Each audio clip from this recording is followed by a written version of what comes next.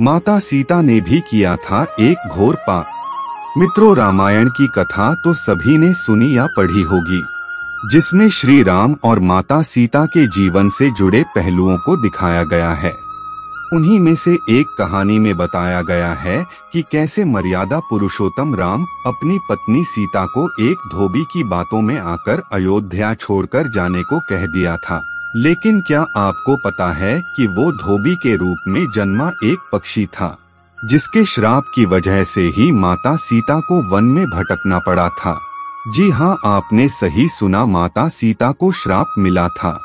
आज हम आपको बताएंगे कि देवी सीता को किस पाप की सजा मिली जो उन्हें वन वन भटकना पड़ा। धरती की कोख से जन्मी थी सीता। मिथिला नगरी में जनक राजवंश राज करता था। उन्हीं में से एक राजा सीरध्वज थे। एक बार यज्ञ के लिए वो जमीन जोत रहे थे। उसी समय वहाँ से एक छोटी कन्या निकलती है। इस सुंदर कन्या को देखकर राजा को बहुत खुशी हुई। उन्होंने उस कन्या को अपनी पुत्री बना लिया। उसका नाम सीता रखा। एक दिन सीता अपनी सहेलियों के साथ बगीचे में खेल रही थीं। वहां उन्हें एक तोते का जोड़ा दिखाई दिया, जो बहुत ही खूबसूरत था। वे दोनों पक्षी एक पर्वत की चोटी पर बैठकर बातें कर रहे थे। पृथ्वी पर श्री राम नाम से विख्यात एक बड़े सुंदर राजा होंगे। उनकी महारानी का नाम सीता होगा। श्री राम सीता के साथ कई वर्षों तक राज्य करेंगी। धन्य हैं वे जानकी देवी और धन्य हैं वे श्री राम। माता सीता ने जानी प्रभु राम की कहानी। तोते की ऐसी बातें सुनकर सीता ने सोचा कि ये दोनों तो मेरे ही बारे में बातें कह रहे हैं। इन्हें पकड़कर मैं इनसे अपने जीवन से जुड़ी सारी बातें पूछ सकती हूँ। इसीलिए उन्होंने अपनी सहेलियों से उन दोनों पक्षियों को पकड़कर लाने को कहा। उनकी सहेलियां उस पर्वत पर गईं और दोनों पक्षियों को पकड़कर ले आईं।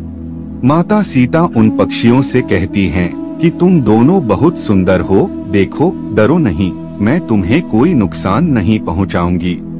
तुम बस मुझे ये बताओ कि तुम कौन हो और कहां से आए हो। राम कौन है और सीता कौन है? तुम्हें उनके बारे में कैसे पता है? पक्षी जोड़े ने सुनाई श्री राम जन्म की कथा। माता सीता के पूछने पर दोनों पक्षी बताते हैं कि एक बहुत विख्यात महर्षि वाल्मीकि हैं। हम दोनों उन्हीं के आश्रम में रहते हैं। महर्षि ने रामायण नाम का एक ग्रंथ लिखा है, जिसका पाठ उन्होंने अपने शिष्यों को भी कराया है। उन पक्षियों ने सीता को ये भी बताया कि इस ग्रंथ में महर्षि वाल्मीकि ने बताया है कि महर्षि ऋष्यशृंग के द्वारा किए गए पुत्रष्टि यज्ञ से प्रसन्न होकर भगवान विष्णु, राम, लक्ष्मण, भरत और शत्रुघ्न ये 4 मानव शरीर धारण कर पृथ्वी पर जन्म लेंगे। बड़े होने पर श्री राम महर्षि विश्वामित्र और अपने छोटे भाई लक्ष्मण के साथ हाथ में धनुष लिए मिथिला आएंगे और शिव जी के धनुष को तोड़कर सीता से विवाह करेंगे। राम और सीता का विवाह। फिर उस पक्षी के जोड़े ने कहा, हे सुंदरी, हमने तुम्हें सब कुछ बता दिया, अब हमें छोड़ दो, हम जाना चाहते हैं। पक्षियों की बातें सुनकर माता सीता के मन में और भी बातें जानने की इच्छा हुई।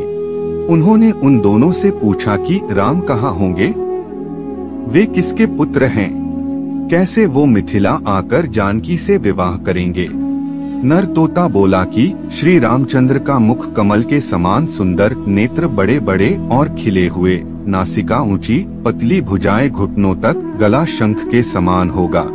मैं उनका क्या वर्णन करूं, जिनके गुणों का बखान 100 मुख वाला भी नहीं कर सकता। दोनों पक्षी कहते हैं कि जानकी देवी धन्य हैं, जो जल्द ही रघुनाथ जी की पत्नी बनकर उनके साथ कई वर्ष तक राज करेंगी। लेकिन तुम कौन हो? पक्षियों की बातें सुनकर सीता ने कहा कि जिसे तुम लोग जानकी कह रहे हो वो मैं ही हूँ। माता सीता उन्हें कहती हैं कि मैं तुम दोनों को तब ही छोड़ूंगी जब श्री राम यहाँ आकर मुझसे विवाह करेंगे, तब तक तुम दोनों आराम से मेरे घर में रह सकते हो। ये सुनकर मादा तोता जानकी से कहती कि हम वन के पक्षी हैं, हमें घर में सुख नहीं मिलेगा। मैं गर्भवती हूँ, मुझे जाने दो, मैं अपने स्थान पर जाकर बच्चे पैदा करूंगी। आप चाहें तो उसके बाद मैं फिर से यहाँ आ जाऊंगी। उसके कहने पर भी सीता जी ने उसे नहीं छोड़ा। तब उसके पति यानी नर तोते ने कहा, सीता, मेरी पत्नी को छोड़ दो, वो गर्भवती है। जब ये बच्चों को जन्म दे देगी तब उसे लेकर मैं फिर तुम्हारे पास आ जाऊंगा। तब माता सीता ने कहा, तुम आराम से जा सकते हो, लेकिन ये मुझे बहुत पसंद है। तुम घबराओ नहीं, मैं इसकी अच्छे से देखभाल करूंगी। जब सीता ने उस मादा तोते को छोड़ने से मना कर दिया, तब वो पक्षी दुखी हो गया। पक्षी दोबारा सीता जी से निवेदन करता है कि मैं अपनी पत्नी के बिना जिंदा नहीं रह सकता, इसलिए इसे छोड़ दो। माता सीता, तुम बहुत अच्छी हो, मेरी प्रार्थना मान लो। इस तरह उसने बहुत समझाया, लेकिन सीता ने उसकी पत्नी को नहीं छोड़ा। तब मादा पक्षी ने क्रोध में सीता को श्राप दिया कि अरे, जिस प्रकार तू मुझे इस समय अपने पति से अलग कर रही है, वैसे ही तुझे भी स्वयं गर्भवती की अवस्था में श्री राम से अलग होना पड़ेगा। कुछ दिन बाद पति से बिछड़ने के दुख में मादा पक्षी के प्राण निकल गए। पत्नी की मौत हो जाने पर नर पक्षी दुखी हो गया।